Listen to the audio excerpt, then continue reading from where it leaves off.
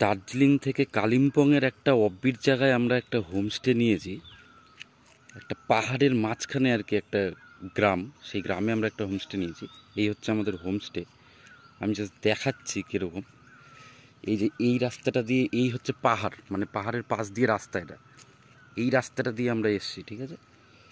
এই হচ্ছে আমাদের হোমস্টে, ঠিক আছে। এখানে 3টে রুম আছে। আমরা 2 বন্ধু মিলে এসেছি, একটা একটা করে রুম নিয়েছি।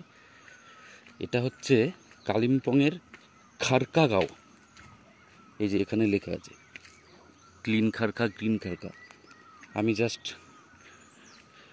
একটু ব্যালকনি ভিউটা দেখাচ্ছি। এই হচ্ছে আমাদের হোমস্টে। আর এই হচ্ছে মানে যেখানে আমরা গিয়ে খাই আর কি, এটা খাওয়া দাওয়ার জায়গা, খাওয়া দাওয়ার ঘর এগুলো। তার পাশে এরকম পাহাড়। আমি জাস্ট একটু ব্যালকনি ভিউটা দেখাচ্ছি এখান থেকে।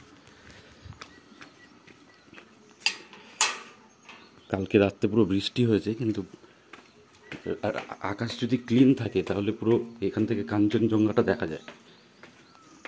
এই হচ্ছে ব্যালকনি ভিউ। এই পুরো মেঘ দেখা যাচ্ছে।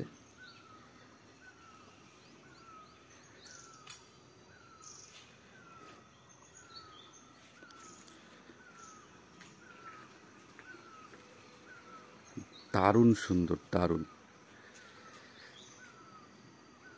পুরো মানে আমাদের এখানেও মেঘ আসছে, এই সামনের মেঘটা বোঝা যাচ্ছে না। আর এইখান দিয়ে কাঞ্চনজঙ্ঘাটা দেখা যায়। কালকে রাতে বৃষ্টি হয়েছে বলে আজকে একটু দেখা যাচ্ছে না। এই হচ্ছে আমাদের ব্যালকনি থেকে সিন, পুরো মেঘ।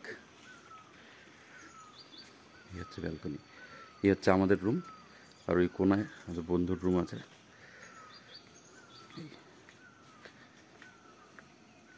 ভাই তো ঠান্ডা লাগছে না?